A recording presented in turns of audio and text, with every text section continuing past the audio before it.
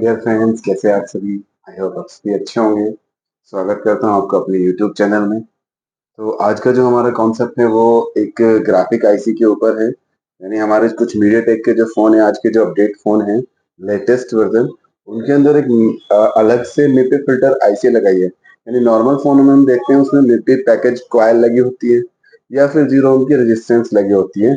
यानी सीपीयू से ग्राफिक्स की जो लाइनें आती हैं, मिपी लाइन, उनके लिए, ठीक है। तो कंपनी ने अभी उसके लिए एक अलग से एक मिपी फिल्टर आईसी लगा दी है। तो उसी आईसी के ऊपर हम बात करेंगे और इस आईसी के खराब होने से हमारे फोन में क्या क्या फॉल्ट आते हैं उनके ऊपर हम बात करने वाले हैं। तो बने रहे वीडियो के साथ। तो आज के जो लेटेस्ट आजकल जो 5G फोन आ रहे हैं हमारे, रियलमी, ओप्पो, इसके अलावा हमारा ये आईसी हमें देखने को एमआई के फोन में भी मिलने वाली है। तो उसी आईसी के बारे में हम बात करने वाले हैं। जैसे आप डिस्प्ले पे देख सकते हैं, ये आईसी हमारे 6382W। तो यही वो आईसी है जो आपको देखने को मिलेगी मिपी फिल्टर लाइन के बीच में। जो हमारी मिपी लाइन है जो डिस्प्ले के लिए काम करती है, उन लाइनों के बीच में ये लाइन में ये आईसी आने वाली है। यानी जैसे कि मैं आपको दिखाऊं, ये मेरा रियलमी का C55 अभी नया मॉडल है। तो इसके अंदर जैसे मैं देखता हूँ, देखिए रियलमी में हमारे पास हार्डवेयर सोल्यूशन होता है। तो देखिए मैं आपको दिखाता हूँ, एलसीडी पीडीएफ, यानी ये लाइट खुल गया, ठीक है, ये एलसीडी पीडीएफ। तो जो हमारे सीपीयू से आने वाली ग्राफिक्स लाइनें हैं, देखिए डिस्प्ले कनेक्टर के ऊपर हमारी 10 लाइनें आती हैं निफ्टी की, यानी जो ग्राफिक्स के लिए काम करती हैं, ग्राफिक्स को डिस्प्ले पे चलाने के लिए, ठीक है। तो ये लाइनें हम चेक करते हैं ज्यादातर कि सीपीयू से इनका कम्युनिकेशन हो रहा है कि नहीं हो रहा, ठीक है। तो अभी कंपनी ने क्या किया है कि डिस्प्ले की क्वालिटी को बिल्ड करने के लिए और ज्यादा बेटर करने के लिए कंपनी ने आज के वक्त में क्या कर दिया है, अपने फोनों के अंदर एक आईसी और बढ़ा दी है। ये वाली हमारी जो आईसी है, देखिए ये बीच में हमारे इन लाइनों के बीच में आ जाएगी। यानी मिपी फिल्टर कॉइल्स या रेजिस्टेंस तो होंगी, लेकिन अभी जो आईसी जो लाइनें सीपीयू से आने वाली थी वो सभी इस आईसी से कम्युनिकेट करेंगी। यानी ये आईसी पहले उन सभी लाइनों को, अभी देखिए आप, ये 10 मिपी लाइन आप देख सकते हैं जो हमारी ग्राफिक्स के लिए काम करती है। ये आनी तो चाहिए सीपीयू से, लेकिन अभी क्या आ रही है, इस आईसी से आ रही है। यानी डिस्प्ले क्वालिटी को बेटर करने के लिए कंपनी ने क्या किया है, इस आईसी को लगा दिया है।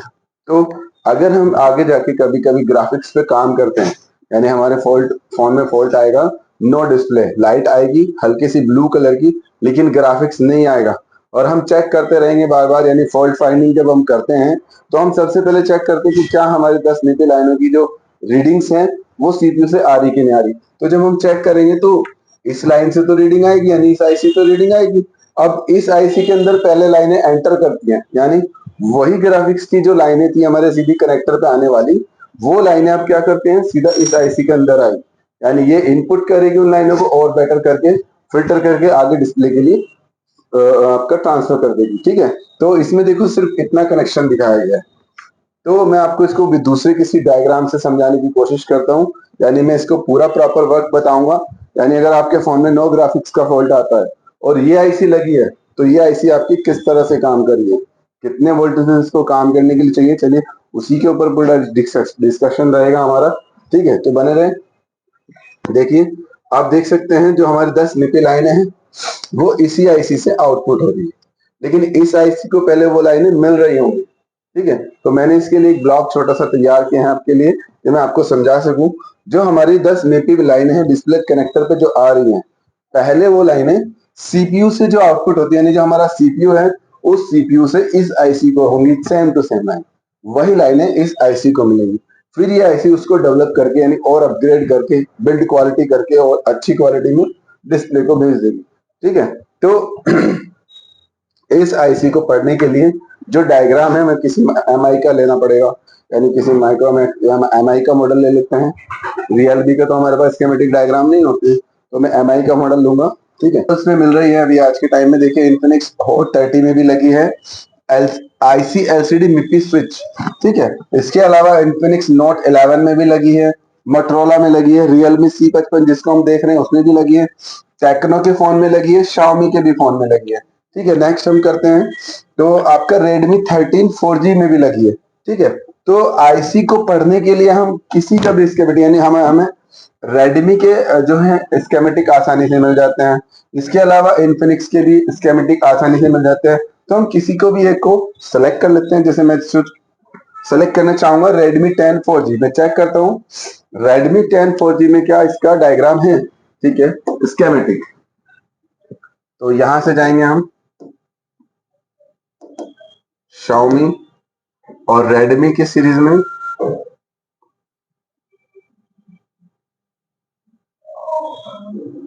Redmi 10 5G, और इसमें हार्डवेयर सोल्यूशन है, इसका नहीं है। चलिए कोई और मॉडल देख लेते हैं।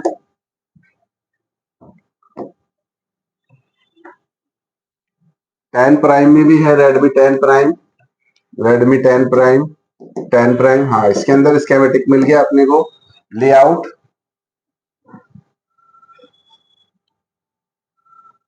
स्कीमेटिक, ठीक है, हमारा डायग्राम खुल गया है। मैं आपको दिखाता हूँ, ये हमारा फोन है और मैं कंपोनेंट नेम्स में दिखाता हूँ कि यही आईसी हमारी ग्राफिक्स के साथ जो वर्क कर रही है इस फोन में भी लगी है। देखिए ये देखिए, इस पे लिखा है एलसीडी मिपी स्विचिंग, यानी कि ये काम करेगी डिस्प्ले ग्राफिक्स को बिल्ड। हालांकि जो हमारी ग्राफिक्स आईसी जिसको हम बोलते हैं, जो हमारे फोन के अंदर +5 -5 बनाती है, वो आईसी अलग है, वो तो रहेगी एज इट इज, लेकिन ये मिप्पी के लिए और एडवांस बना दी गई है। ठीक है, तो ये आईसी हमारी है एलसीडी मिप्पी स्विच, यानी सीपीयू से ग्राफिक्स की लाइनें इसमें आएंगी और फिर ये कनेक्टर में भेजेगी। ठीक है, तो मैं स्कीमेटिक से निकालता हूँ, लेआउट से, लेआउट, और ये यहाँ पे लगी है, इसका प्रोडक्ट कोड है U2601। ठीक है, तो U2601 जो हमारा है, इसको खोल लेते हैं, पेस्ट, ये हमारी आईसी आ गई हमारे सामने। तो ये एमटी से कुछ नंबर देना चाह रहा था इसको, लेकिन नहीं है, एमटी के मीडियाटेक की नहीं है, अलग ही कोई कंपनी ने बनाई है। तो आप देख सकते हैं जो हमारी डिस्प्ले की लाइनें हैं, TX यानी ट्रांसमिसिंग करना, RX यानी रिसीविंग करना, यानी ये आईसी पहले उन 10 लाइनों को रिसीव करेगी और फिर आगे ट्रांसमिट करेगी। ठीक है, अगर हम रेडमी का भी अगर हम खोलते हैं, देखिए मैं इसमें हार्डवेयर सोल्यूशन खोल के दिखाता हूं आपको, LCD PDF। तो LCD PDF यानी जो हमारी डिस्प्ले ग्राफिक्स की लाइन है, आप देख सकते हैं, हाँ रेडमी ने काफी अच्छा इसमें डिटेल दिया हुआ है, यानी वही 10 मिपी लाइन हमारी जो डिस्प्ले कनेक्टर पे डिस्प्ले के लिए आती हैं, तो पहले इस आईसी से मिलेंगी।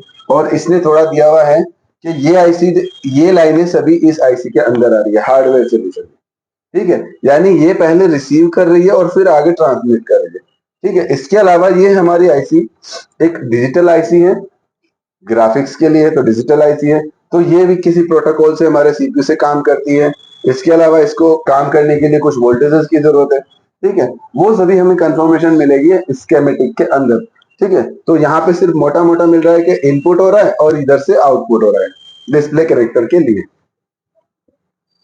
डिस्प्ले कनेक्टर देखिए, वैसे VSP और VSN यानी +5 -5 लगी हमारी यहाँ पे, इसको भी हम ग्राफिक आईसी बोलते हैं, डिस्प्ले आईसी बोलते हैं, लेकिन एक्चुअल मिपी लाइन के लिए जो आ रही है वो ये वाली आईसी है। ठीक है, तो स्कीमेटिक से इसको पढ़ते हैं। देखिए मैं स्कीमेटिक ओपन करता हूं, हमारे जो स्कीमेटिक के अंदर है, देखिए कंट्रोल IF यानी control interface, clock line, LDO इन, LDO आउट, AVDD, DVDD यानी इसके वोल्टेजेस हैं, और ये सेक्शन इसका ग्राउंड है। ठीक है, इसके अलावा जो हमारी आईसी है उसके इंटरनल जो वर्क होता है उसके लिए कुछ वोल्टेजेस चलती हैं, और ये कोर की वोल्टेज इसको भी आएगी, जो हमारी पावर आईसी या एक्सटर्नल बग बनाती है। ठीक है, ग्राफिक्स की मेन लाइनें ये है, यानी TX यानी ट्रांसमिसिंग यानी भेजना, RX यानी रिसीव करना, यानी जो सीपीयू से आने वाली लाइनें हैं वो पहले इन लाइनों के थ्रू आईसी के अंदर आएगी, फिर ये आईसी उसको एम्पलीफाई करके और बेटर क्वालिटी में बिल्ड करके इसको आउटपुट कर देगी कनेक्टर की तरफ। ठीक है, तो ये 10 लाइनों का सबसे पहला खेल है हमारे आईसी। ठीक है, इसके अलावा देखिए अगर सीपीयू ड्राई हो जाता है या फिजिकल डैमेज में ये आईसी ड्राई हो जाती है, तो उस कंडीशन में भी आपका डिस्प्ले ग्राफिक्स बंद हो जाएगा। ठीक है, इसके अलावा अगर इस आईसी की प्रोटोकॉल लाइन, यानी ये एसपीआई प्रोटोकॉल पे काम करती है, इसमें से एक भी लाइन अगर सीपीयू से मिस हो गई तो भी आपके फोन में नो ग्राफिक्स का फॉल्ट आ जाएगा। ठीक है, इसके अलावा हमारी एक एक्सटर्नल क्लॉक बनती है पावर आईसी से, पावर आईसी के अंदर क्लॉक जनरेटर आईसी होती है, वो आईसी इसको एक क्लॉक बना के देती है, उसी क्लॉक पे ये काम करती है। ये आईसी, इस आईसी को भी जैसे सीपीयू को भी क्लॉक चाहिए, हमारे आरएफ आईसी को एक्सो क्लॉक चाहिए, उसी तरह से एक एक्सटर्नल क्लॉक इस आईसी के लिए आती है पावर आईसी से। ये क्लॉक यानी यहाँ पे प्रोटोकॉल से जुड़ी है सीपीयू के साथ, इस लाइन से जुड़ी है पावर आईसी के साथ। ठीक है, अब इसकी बात कर लेते हैं जो इसकी वोल्टेजेस की जरूरत पड़ती है, यानी इस आईसी को ऑन होने के लिए, काम करने के लिए, एम्प्लीफिकेशन करने के लिए, मिड फिल्टर करने के लिए जो वोल्टेज की जरूरत होती है वो देख लेते हैं। देखिए, एक वोल्टेज आ रही है हमारी पीएमयू यानी पावर मैनेजमेंट यूनिट से, और दूसरी एक और वोल्टेज आ रही है VS2 पीएमयू यानी पावर मैनेजमेंट यूनिट यानी हमारी पावर आईसी। तो VS2 हमारी जो होती है वोल्टेज, ये वोल्टेज होती है हमारी 2.05 और इसको हम हाई एलडीओ के नाम से भी जानते हैं, हाई एलडीओ। तो ये वाली वोल्टेज है हमारी हाई एलडीओ यानी बक कॉइल से। ठीक है, इसके अलावा ये वाली वोल्टेज है हमारी एलडीओ वोल्टेज।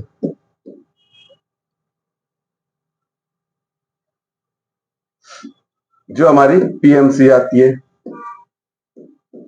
1.8, यानी एक वोल्टेज 2.0, एक वोल्टेज 1.8 और फिर आता है आपका कोर डीवीडीडी कोर एलडीओ और फिर एक है आपका एवीडीडी एलडीओ। ये वोल्टेज आपकी 0.6 से 1.2 के अंदर रहेगी, दोनों